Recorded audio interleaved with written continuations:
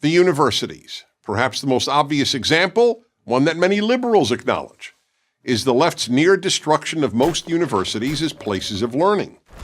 Funding for public universities, which 3/4 of students attend, has been cut for 3 decades, thanks to the belief of small government. The words of Harvard professor Steven Pinker, an atheist and a liberal.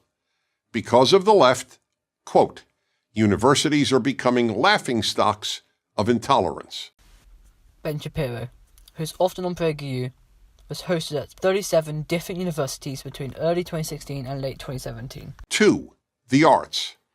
Throughout history, the primary purpose of art was to elevate people through beauty, artistic excellence, and emotional depth. They show Beethoven, but he was in favour of abolishing hereditary rule, a mainly left-wing viewpoint. To give one of countless examples, in 2016, the Guggenheim Museum in New York featured a pure gold working toilet, which visitors were invited to use. The name of the exhibit was America, so one could literally relieve oneself on America. 3. Literature. The English department at the University of Pennsylvania replaced the portrait of the greatest English-language writer who ever lived, William Shakespeare, with a picture of a black lesbian poet. This is one of the right's favourite tactics: take an insignificant event and try to convey a point. Anyway, it makes more sense for the University of Pennsylvania to have a picture of a woman who lived a few decades ago. Just a 2-hour train journey from the university. 4. Late-night television.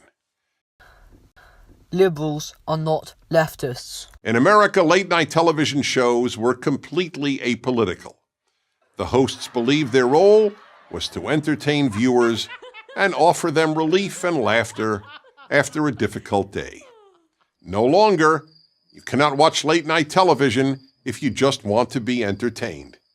Late-night TV is now left-night TV. No, it should be called liberal night TV. Actual leftists, unfortunately, don't have a big impact in entertainment. 5. Religion. The left has ruined much of mainstream Protestantism and Catholicism and non-Orthodox Judaism, which are now little more than left-wing organizations with religious symbols. In many churches and synagogues, one is more likely to hear the clergy talk about political issues than about any other subject, including even the Bible. Most leftists are famously secular, believing in facts and logic, despite what little old Ben Shapiro tells you. Evangelical Christians are the biggest supporters of Israel, which the left is against due to the treatment of Palestinians. In America, there are roughly 80 million evangelical Christians, and 56 million of those are pro-Israel. This greatly outweighs the number of Jews worldwide, which is 14 million. If churches were left-wing organizations, why would Christians believe this? Judaism and Christianity are both opposed to neoliberal capitalism. Usury is basically the practice of giving loans that unfairly enrich the lender, otherwise known as interest. This is forbidden in Judaism and Christianity, along with Islam.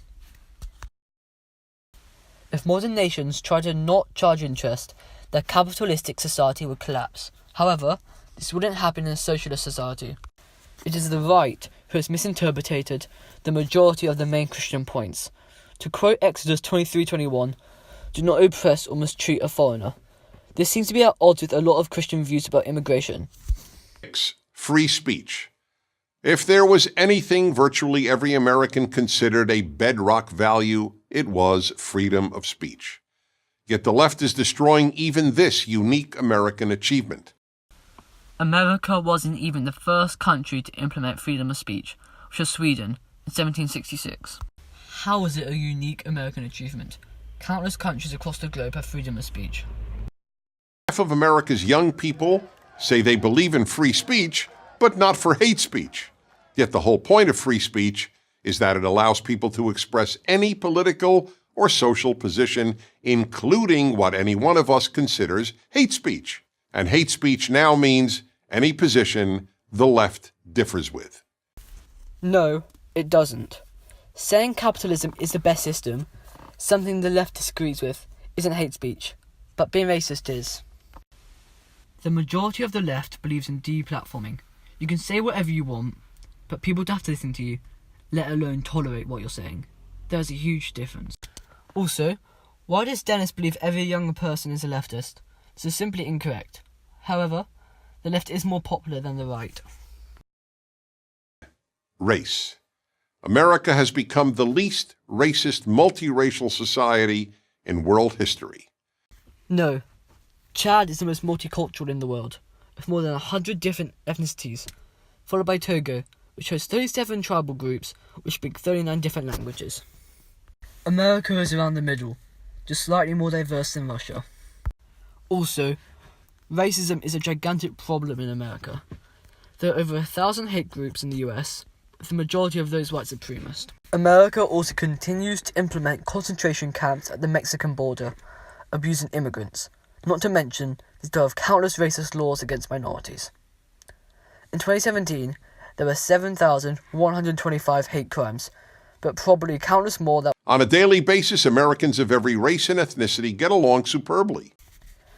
You would expect most people would be able to live with someone not looking like them. It happens every day across the globe. Most people aren't racist. You shouldn't brag about that. The left constantly poisons young minds with angry diatribes about systemic racism, microaggressions, and white privilege. Systemic racism impacts the lives of millions. Also, black students are 3 times more likely to be suspended than white students for the same offence. Majority black schools receive a lot less funding than majority white. Black Americans are 20% more likely to be given jail time for the same crime and get 20% longer than a white person would for the same crime. In many states, once you become a felon, you lose your right to vote. All of these lead to black people being stuck in bad conditions, leading them to possibly commit more crimes, enhancing the system. There are more examples, but you get the gist. It is a real problem. On microaggressions, watch Non-Compete's video on the PewDie pipeline. Link in the description. 8. The Boy Scouts. The left is destroying the Boy Scouts. No, the Boy Scouts ruined the Boy Scouts by allowing 14,000 children to be abused. Not even the Boy Scouts anymore, they're just the Scouts. The left forced them to admit girls. Here's the thing about the left. It only destroys. It doesn't build. The Boy Scouts have helped shape tens of millions of boys into independent, strong, good men. So where's the left-wing version of the Boy Scouts? Also, one of the reasons they let girls in is to allow them to become Eagle Scouts, which offers academic and professional benefits. Seems like PragerU is complaining about equality. The Boy Scouts isn't a right-wing organisation. Male-female. In some ways, scariest of all, the left is committed to ending male and female as distinct categories. Children are increasingly raised not to think of themselves as a boy or a girl. Teachers are told not to refer to their students as boys or girls, just students. This just allows kids to be who they're supposed to be. Gender is a spectrum. In ancient Judea society, there were 6 genders, not 2. No leftists are arguing that male and female don't exist as sexes. So why does the left engage in so much destruction? Because it thinks America is essentially a bad country. I'll leave you with a Malcolm X quote.